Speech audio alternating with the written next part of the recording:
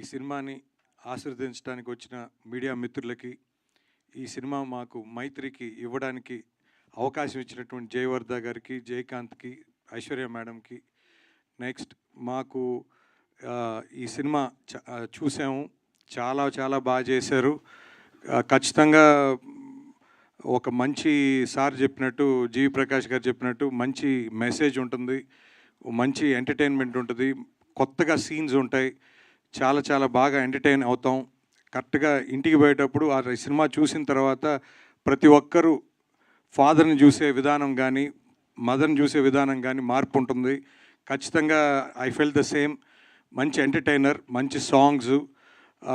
గౌరీప్రియ గారు, నాకు ఇప్పుడే తెలిసింది మేడం మీరు తెలుగని. సో ఖచ్చితంగా she also done very good. Sir GV Prakash గారు అసలు ఎరగదీశారు సార్ మీ యాక్టింగు.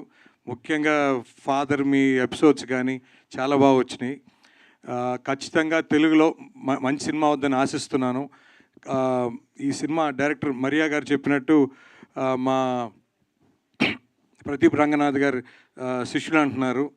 సో ఖచ్చితంగా ఆ సినిమా చూసేటప్పుడు శిష్యుడు అని తెలియదు, బట్ సినిమా చూసిన తర్వాత ఇప్పుడు తెలిసిన తర్వాత ఖచ్చితంగా ఆ లైన్స్లోనే ఉంటుంది సినిమా. ఖచ్చితంగా ఎంటర్టైన్ చేస్తుంది.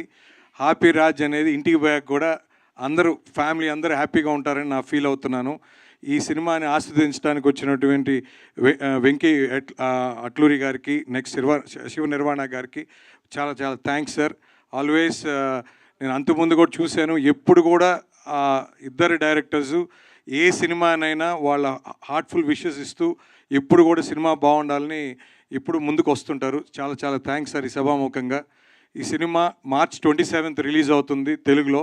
ఖచ్చితంగా తమిళ అండ్ తెలుగు సైమల్టేనియస్గా. సో ఇప్పుడే మాట్లాడితే జయకాంత్ గారితో తెలుగులో కూడా ముఖ్యంగా March 25th ప్రీమియర్ కూడా అనుకుంటున్నాము ఫర్ మీడియాకి. తప్పకుండా మీరందరూ వచ్చి మీ హార్ట్ఫుల్ విషెస్ ఇస్తారని ఆశిస్తూ సమూహంగా థ్యాంక్స్ చెప్తున్నాను. థ్యాంక్స్. థ్యాంక్ యూ శశి గారు, థ్యాంక్ యూ సో మచ్.